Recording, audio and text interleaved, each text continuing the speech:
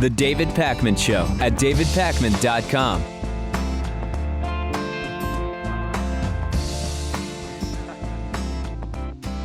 Some of you might remember, or if you're not old enough to remember, like me, we at least have been able to listen to the historical record of Ronald Reagan's infamous story from 1976. It became sort of the epitome of the welfare queen. This is a story he told on the campaign early in 1976. We have the audio. Let's take a listen to it. And it's been told again in many forms, but this is one way Ronald Reagan told it. In Chicago, they found a woman who holds the record. She used 80 names, 30 addresses, 15 telephone numbers to collect food stamps, Social Security, veterans benefits for 4 non-existent deceased veterans' husbands, as well as welfare. Her tax-free cash income alone has been running $150,000 a year.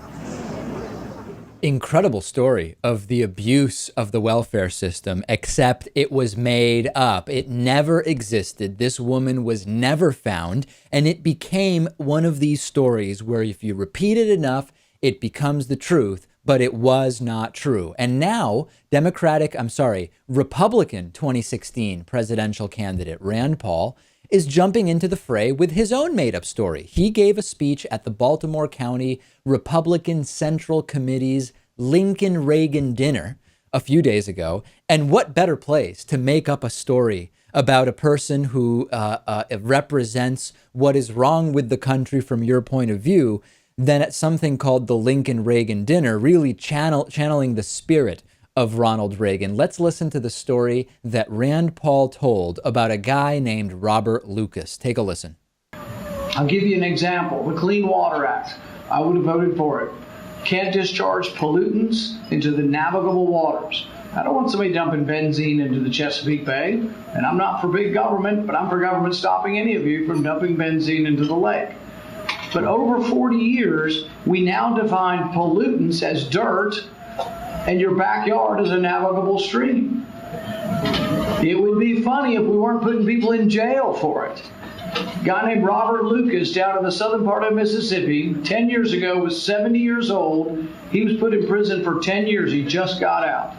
10 years without parole, 10 years without early release.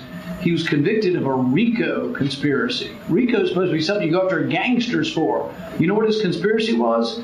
Conspiracy to put dirt on his own land. We've gone crazy. We've run amok.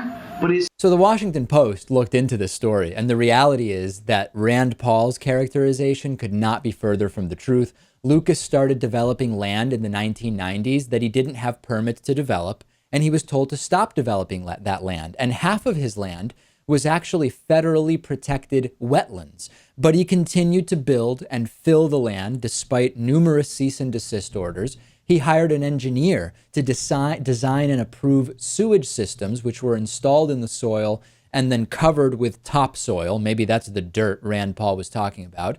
And inspectors warned, listen, these are protected wetlands. You need to meet the state requirements. You need to meet the federal standards with regard to the plumbing and the sewage systems. He didn't even have permits.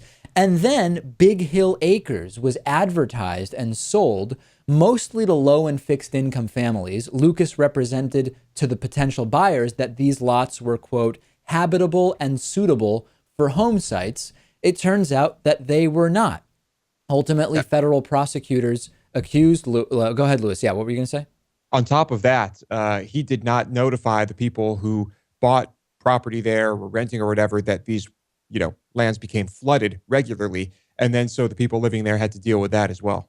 And then ultimately, federal prosecutors accused Lucas, his daughter, and the engineer of 41 counts of conspiracy to defraud, environmental violations, and mail fraud over the delivery of payments for the properties by mail. Prosecutors said that Lucas and the engineer and his daughter knowingly sold the properties with illegal and malfunctioning septic systems and built and filled federally protected wetlands in spite of warnings.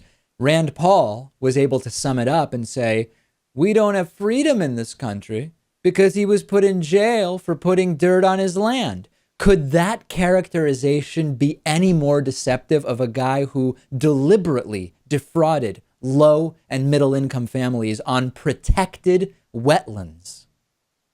I think I have to wonder if Rand Paul is even aware of this story. Maybe he is now, but I have to wonder if just some staffer wrote this up and thought, "Oh, this will be great." And for a lot of people, they probably were pretty upset and thought, "Yeah, Rand Paul's the guy to fix this problem." But yeah, what a joke. So if you had to guess, deliberate lies or just ignorance from Rand Paul, based on what we know?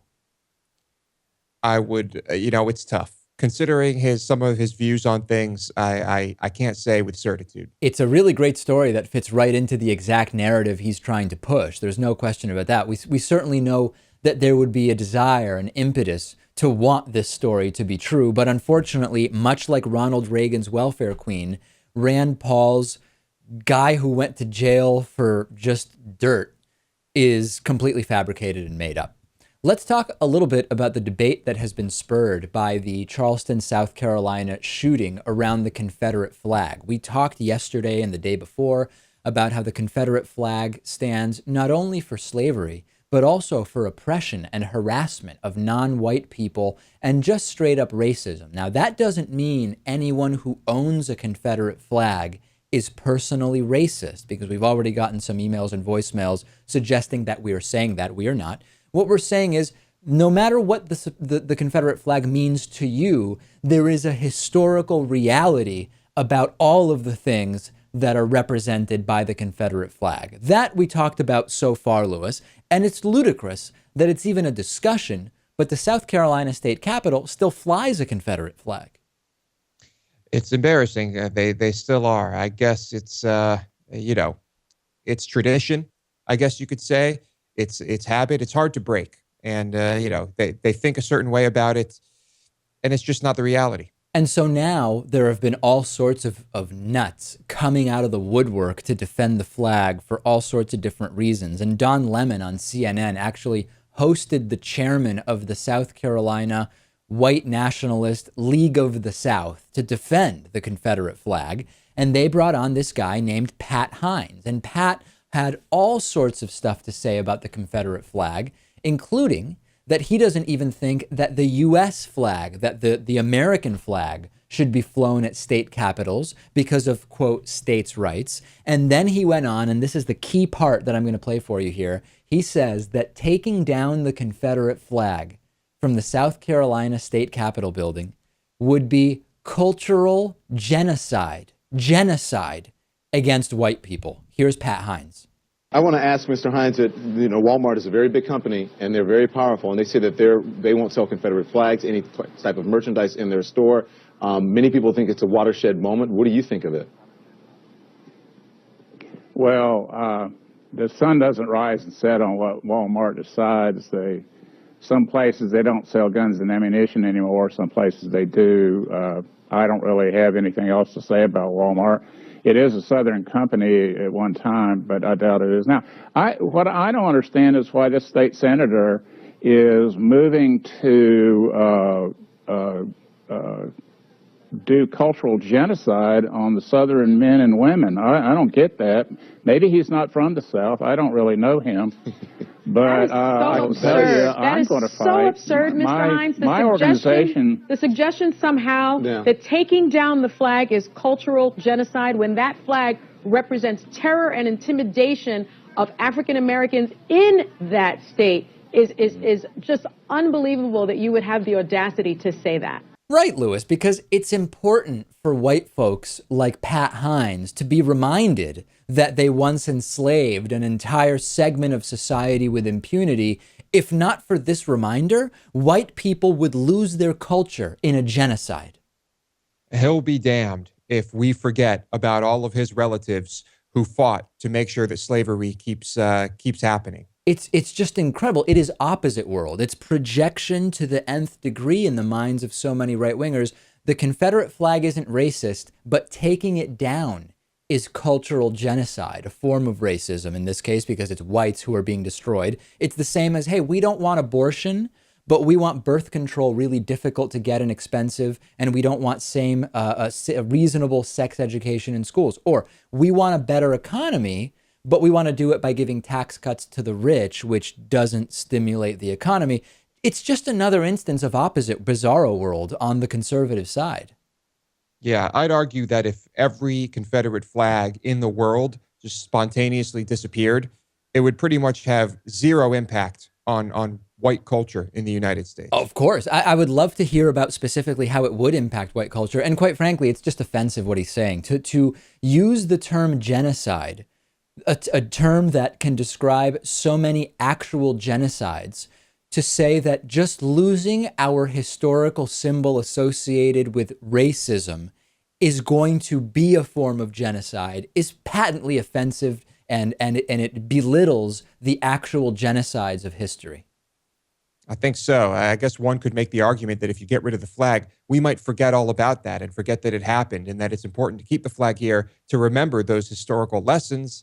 But I would say that that's nonsense. Well, if you're still interested in buying a Confederate flag, it's becoming increasingly difficult to do so at the retail level. A bunch of major U.S. retailers are they're always fiercely competing with each other, but they seem to now be getting out of the business of selling Confederate flags. So, as MSNBC's Joy Wang reports, merchandise bearing Confederate flag imagery will soon be harder to find. Walmart, which is a favorite of so-called Confederates down in the South, is no longer going to be selling any Confederate flag merchandise at all. Retailer Sears Holding Company, which operates both Sears and Kmart stores, said it's going to remove Confederate flag items sold on its website via third parties.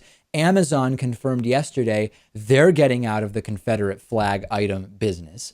And, this is one of those cases where you don't want to be the last one to be selling Confederate flags, because then your PR person is going to have to explain, why are you the only place still willing to sell these Confederate flags? That's not really a good PR. That's not the type of PR you want to be doing if you're a big retailer.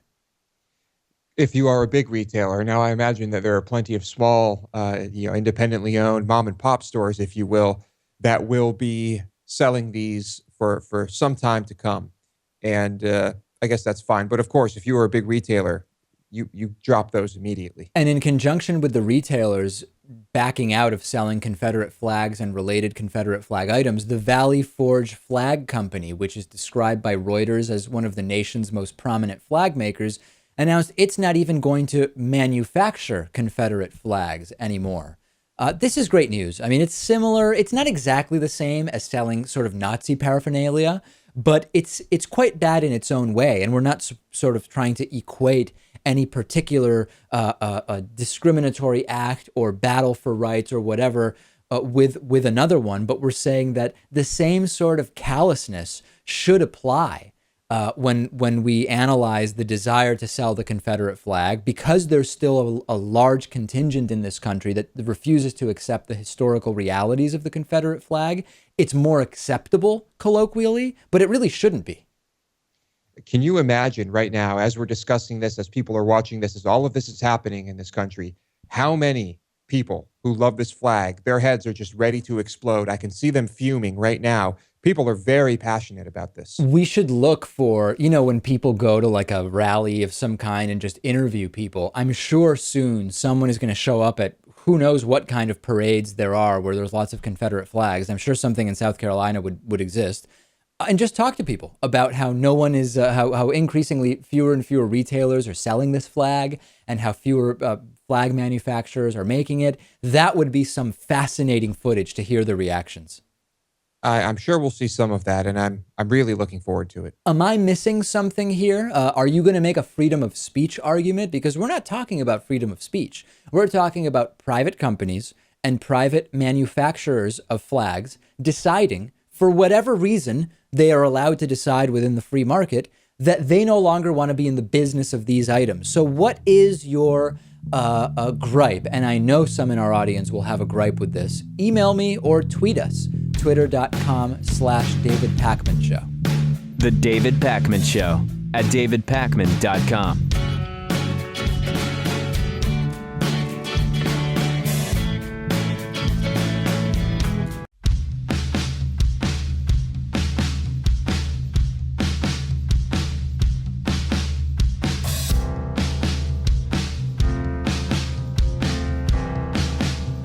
Welcome back to the David Pakman Show.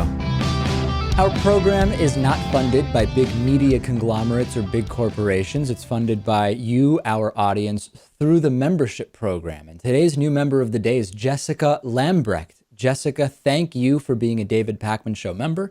Jessica gets access to all the great member benefits, including the bonus show, the commercial-free audio podcast of both the broadcast show and bonus show, commercial-free video of both the entire show in one long video, as well as the bonus show, invitations to the David Pakman Show member town halls, and so many other things. Check out some of the benefits and sign up at davidpakman.com/membership. It's a great way to vote with your dollars for the type of media that you want. Let's get right into Hatriot Mail with no further delay.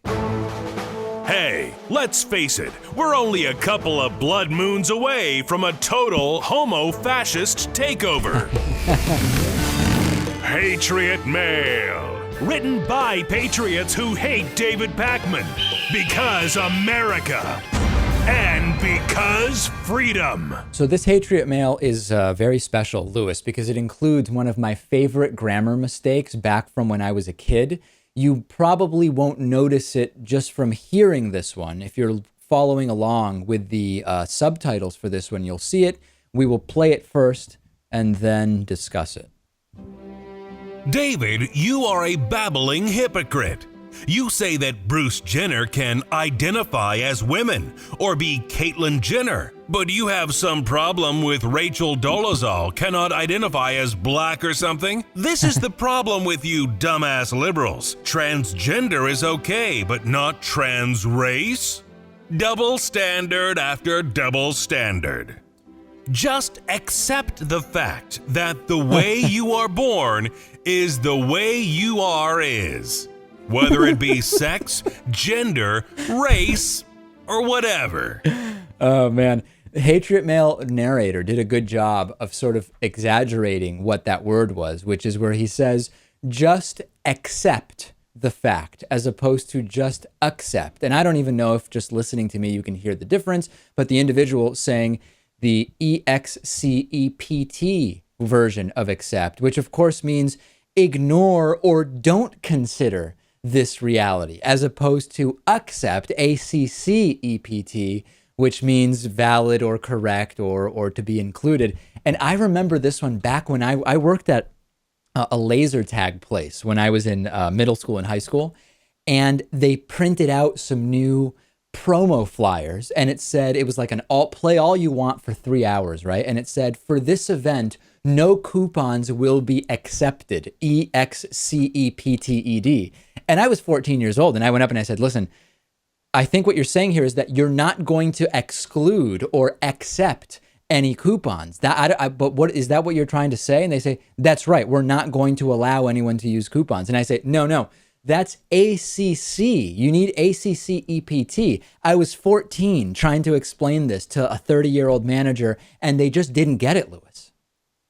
Oh, well, if you don't know the word exists and you only see the other word, I guess you might be skeptical that there are two. You got to keep a dictionary on hand, or something. Yeah. There were no smartphones at the time, so I couldn't just look it up and explain it to them. Remember that if you want Hatriot Mail Guy to record your voicemail greeting, that is an available perk as part of our current crowdfunding campaign. Go to davidpakman.com/donate and select that or any other Hatriot Mail related perks that you would like.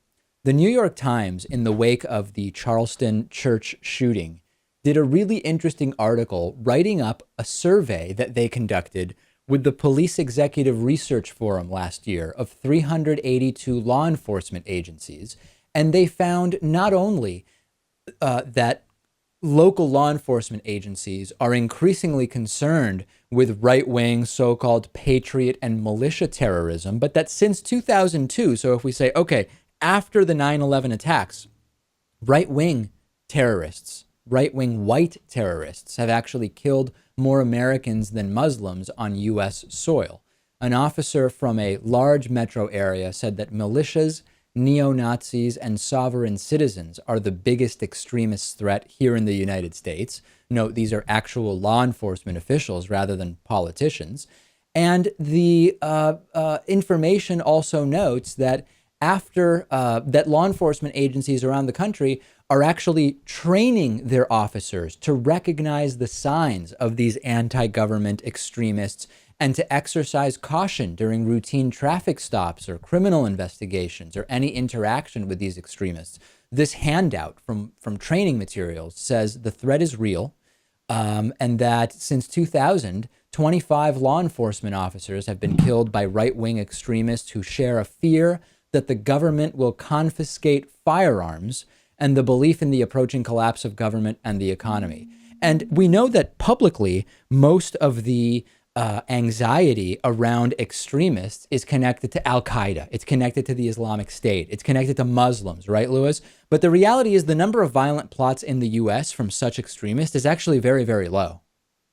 Yeah, that is the reality. Of course, I guess some people are worried about that big next attack that might come from overseas or whatever.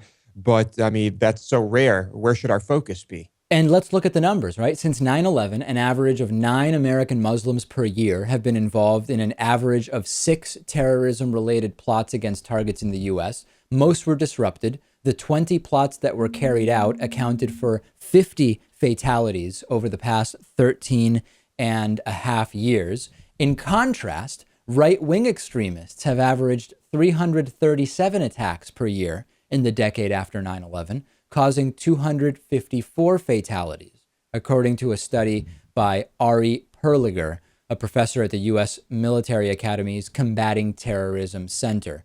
Other sets of data reveal the exact same thing.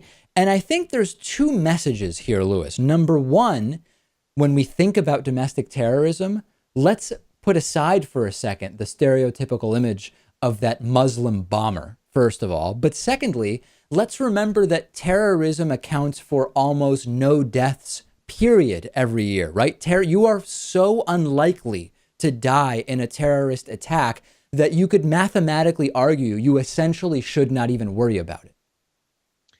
That is true. That is true. But when you consider 9/11, when you consider that we have nuclear weapons, you worry about it and you think about it, and there are threats. But you're right. I mean, statistically, you're probably going to be fine. And let's also think of why it might be useful to some in the establishment to make people more scared of the potential of a terrorist attack. Because if we overestimate the prevalence of terrorism, we can get people to go along with ridiculous stuff, right? Like the Patriot Act, like NSA surveillance, like invading a country that had nothing to do with who attacked us under the guise of justifying it to keep us safe. So we know what some of the real impacts are of selling the dangers of terrorism. We do. And, I think that those in power are probably, not only are they pushing it, but a lot of them probably believe it themselves, because why else would these massive spying programs be implemented? It's paranoia. A woman will replace Alexander Hamilton on the $10 bill. This is going to be the first woman to be on American paper currency in more than 100 years. This was announced by the Treasury Secretary, Jack Lew. Lew said that he would announce which woman it's going to be before the end of the year after the administration gets input from the country. Quote from Lew, "America's currency is a way for our nation to make a statement about who we are and what we stand for. Our paper bills and the images of great American leaders and symbols they depict have long been a way for us to honor our past and express our values." So about 100 years ago, more than 100 years ago, actually, Martha Washington and Pocahontas were each featured on paper currency. And now we are going to have a woman back on paper currency again. And Senator Jeanne Shaheen from New Hampshire introduced legislation a few months ago to get a woman on the $20 bill. And she likes this announcement. It's pretty simple to me, Lewis, right? More than half this country is women. Let's have one woman on a bill on paper currency. Why not? I think it makes sense. You're going to anger people because the $10 bill has been a certain way for a very long time. And I'm sure many people will argue that it's been like that forever. Shouldn't we just keep that bill the same? I love that argument. Let's keep doing things the way we've been doing it simply because we've been doing it that way without applying any other logic to it. Of all the bills in circulation, 7 feature the portrait of a dead white guy in a country that is less than 50% male and less than 70% white non-Hispanic, I think it's okay to have a little under 100% white males on our currency. I think we're going to be just fine, Louis. I think we will be okay as well. And I'm very curious to see who it is who will be featured on that bill. Seriously, though, there have been anti-feminists who are saying this is just pandering to women. Well, I don't know much about the feminist movement to get a woman printed on a bill. I'm not sure if that's part of their agenda, but no, it could be. I mean, I really don't know. It's just a really quiet part of the agenda we didn't really hear about.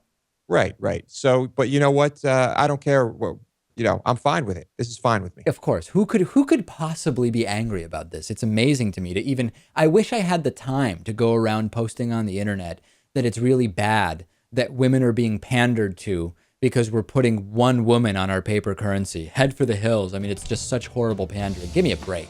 Twitter.com/dpacman if you want to disagree with me on this one. And after the break, we will talk to Shai Reshef, who runs University of the People, a tuition-free, accredited American university. The David Pakman Show at davidpakman.com.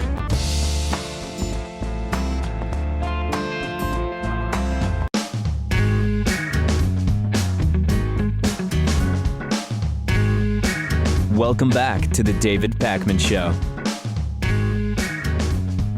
I'm joined today by Shai Reshef, who is president and founder of University of the People, which is the world's first nonprofit, tuition-free, and importantly, accredited American online university. And Shai, it's so great to talk to you. I want to talk broadly about education and what we have going on with student loans and the cost of education.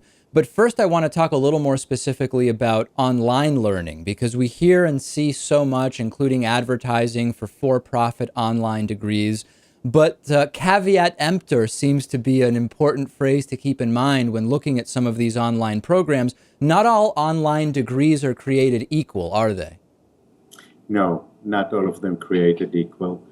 In our case, we are, as you mentioned, tuition-free.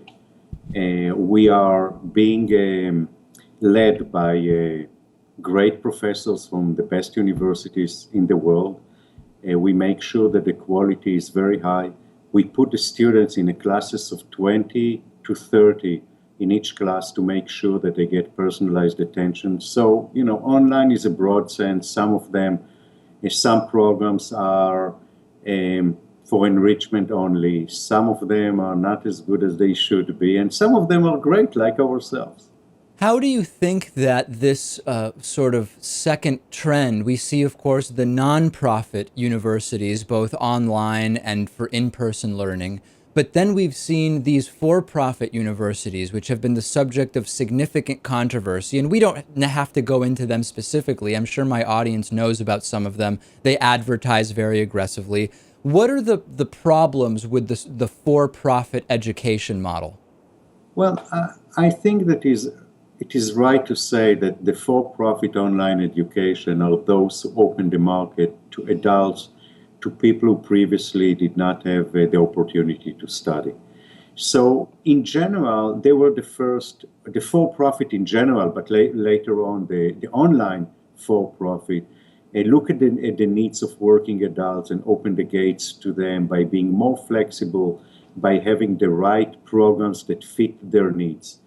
At the same time, it turned out that since it was easy to get government loan for students, some of them abused the system, convinced students to study when they were not ready, convinced them to take government loans where the students were not really understood what they're doing, and eventually many of them either drop out still having a loan, still having money, debt to pay, and some others graduate but still couldn't find a job, and that's where the criticism came about. So, but that's some of them. It's not all of them. And as I said, people forget that they were the first one to change the higher education and open it to those who need second chance. So let's talk a little bit about this sort of vicious circle that we're now seeing with regard to student loan debt and tuition costs. As we see tuition costs go up, It is very easy now to take on student loan debt for degrees that may be expensive and may not really even lead to salaries that are sufficient for ever paying off that student debt. Talk to us a little bit about this cycle that we now see going on and why it's so bad for the economy. Well, it is bad. What happens is that people take loans in order to study, and many of them don't really know what they're doing when they start. Sometimes their parents sign for the loan, sometimes they sign for the loan, but you take the loan a year by year, and it's not clear that the students know how much they're going to end up paying. Second, if they take a large loan and what they study is not a degree that will help them find a job, they might find themselves with huge loan without being able to pay that. This is extremely bad for them because, you can't forgive this loan. I mean, that's something that you go with it for your entire life, but it's also bad for the economy. Just to realize, we're talking about $1.3 trillion student debt. This is horrible for the economy, and it's not clear that this would not become the second nation's financial disaster. But talking about the students, it's horrible. 70% of the students who graduate high school has a debt of $30,000 or over. We're talking about huge number, but even more depressing is the fact that there are millions of students who took loan, did not graduate high school, did not graduate the universities, but still have this loan, no degree and still loan. Well, these are people who don't have the education. These are people who are unlikely to find rewarding jobs. And these people who are not productive for the economy. So it's bad for them, it's bad for the economy, it's bad for everyone. And, what we are saying, and that's basically the main mission of University of the People, is that the gates of higher education can be open for everyone, and that should not be part of this equation. And higher education can be way cheaper than what it is, and students can still get great education, inexpensive, be productive, be getting out without loan, and be productive for the society that they live in. And talk to us about how you're able to keep the costs low at University of the People. Is it via subsidies that the educations are being sort of partially paid for by someone else? Have you eliminated administrative and bureaucratic expenses? How has it been done? Well, basically, it's all of the above. We at University of the People, we are tuition free. Saying that we are tuition free does not mean that we are free. We expect the students to pay $100 per exam, per end of course exam, which means that a full BA degree, will cost the student $4,000 over the duration of their studies. The 4 years, or if they take them longer, it will still be $4,000 because they only pay $100 per each end of course exam. For those who cannot afford even this amount, we offer a variety of scholarships to make sure that nobody is left behind for financial reasons, or at least we try to have enough scholarship for those people. We are able to do that because we have a very, very lean operation. First, to start with, we take everything that is free on the net, open source technology, open educational resources, and volunteers. There is a new phenomena that professors are willing to give their expertise, their knowledge for free for other people, and we ask them to help our students. At the same time, we have a very lean operation. We don't have any facilities, any brick and mortars. As I said, we don't send our students to buy books. And we basically make sure that we only do the necessary, only those things that students need in order to succeed. By the way, we do pay our instructors honorarium, but even if we pay them a full salary, we still be sustainable, even though we will need more students in order to get to this point. What I'm trying to say is that we're basically building a model to show the world that education can be way less expensive than what it is right now. And all the resources that we use, every university have them. And talk to us about what degrees are available at University of the People. We only offer business administration and computer science, the 2 degrees that are likeliest to help people find a job, the 2 degrees that are best for them, for their future, but at the same time, the degrees that their economy, their country need in order to continue its progress.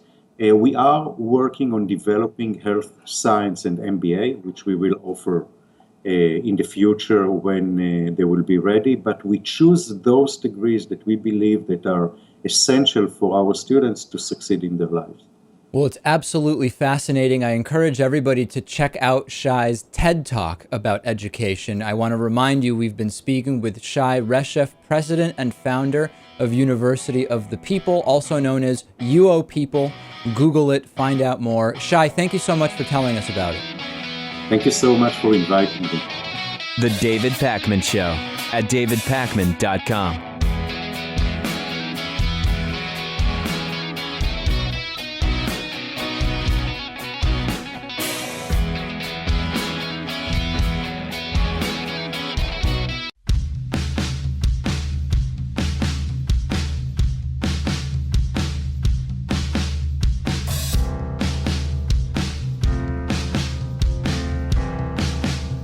Welcome back to the David Pakman Show.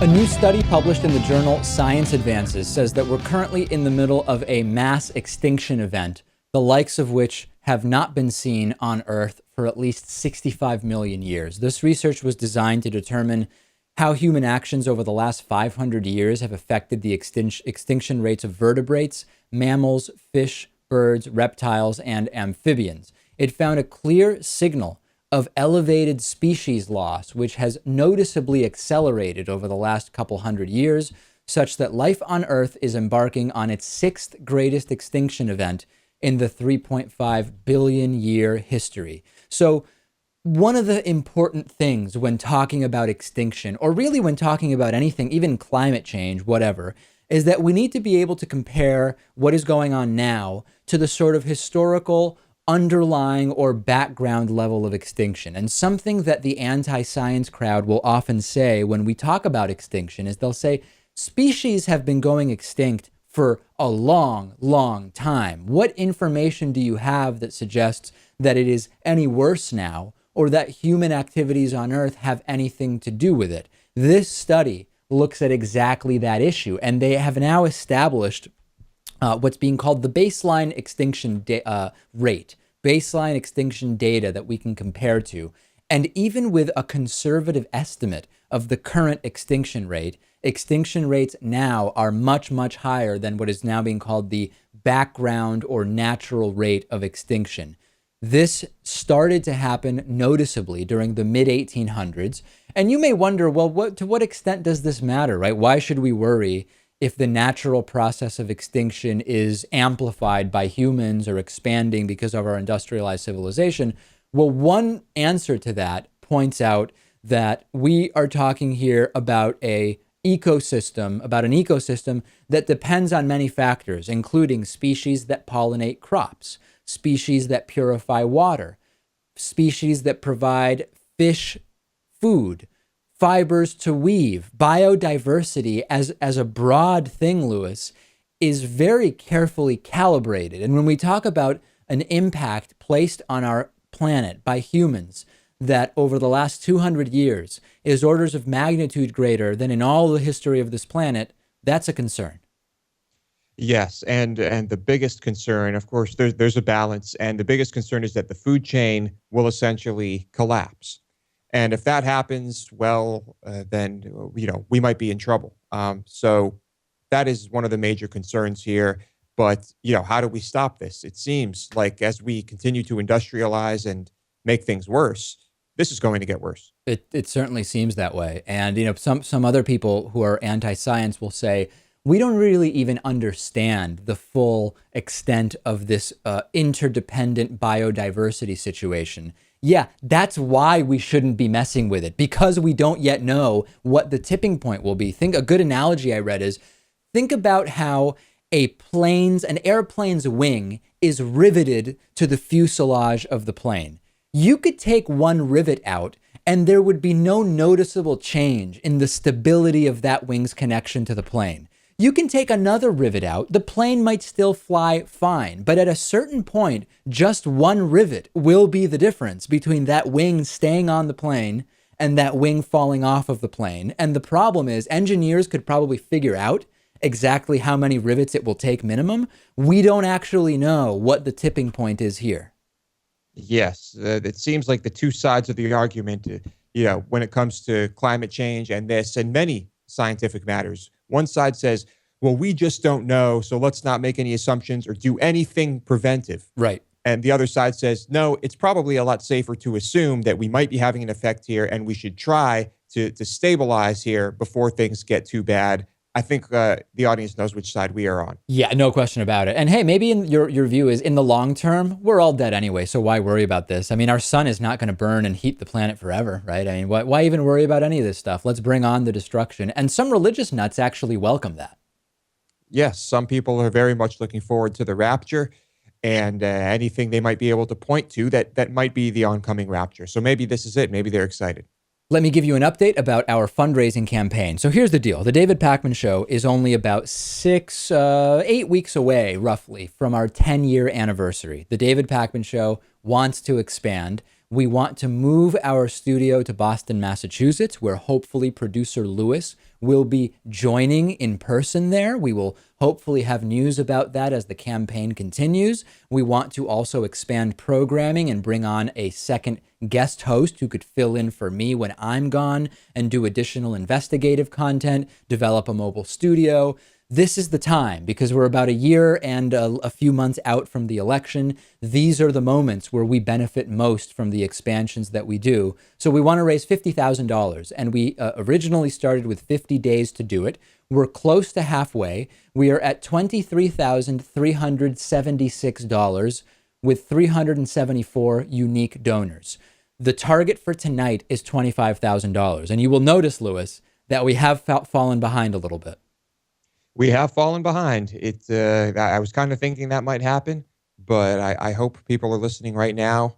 Let's stay on track. Absolutely. We will not be able to do everything I described unless we raise this full amount of money. So if you have any donation that you would like to make, please go to davidpakman.com/donate. You can choose from so many different perks, including just a thank you postcard from me, handwritten to you, t-shirts, hoodies, all made from recycled materials, bumper stickers. We have Hatriot Mail related premiums and so many other things. And if you're thinking of making a large contribution and you want a particular perk that's not available, if you have something in mind, please don't hesitate to get in touch because we need to do everything we can to be accommodating to donors. We need to hit $25,000 by midnight tonight, which is about $1,624 rather. And get in touch. davidpakman.com/donate. Be a part of the future of alternatives to corporate media like the David Pakman Show. We have a voicemail number available to you 24 hours a day. That number is 219-2-DAVID-P. Here's one voicemail we received. Hey, David. This is in response to the conspiracy theories that have popped up around the Charleston shooting, and specifically the absurd idea that they are some sort of false flag in order to provoke a race war. The one thing that I just kind of want to remark here is that I've never understood how on earth a race war would even work. I mean, do they expect that just all of a sudden white people and black people are going to think that there's a war going on between the races and, all the people who have had no problem with blacks and whites are just going to say like, okay, well, I guess I can't really do anything. I guess I'll take up arms against all, and then are like interracial couples going to start shooting at each other? And then what about people of mixed races? Is like Halle Berry just going to shoot herself? So, yeah, but this is a really good point, which is when you talk about promoting a race war, it seems you're really only going to be able to entice people that are already racist to engage in the race war. Like all of a sudden, I'm not going to start saying, you know what, I need to now defend, and I don't even know what group it would be. Would I be on the white side? Would I be on the Ashkenazi Jew side? Would I be on the Hispanic side because I'm from Argentina? Which race would I even be a part of? I'm not going to become racist because all of a sudden there are allegations that there's a race war. And for those who you would convince, it's already a race war for them. That's already the way they see it. Exactly. They're already racist. Yeah, they see it as me against them. So yeah, it's ridiculous. On today's world famous bonus show, the risks of skinny jeans. Be very careful, ladies and gentlemen. Lewis will tell us why. Also, a Pakistani heat wave has killed close to 700 people. We'll also talk about new warnings over the growing sale of breast milk. Follow-up story. Get the world famous bonus show, davidpakman.com/membership.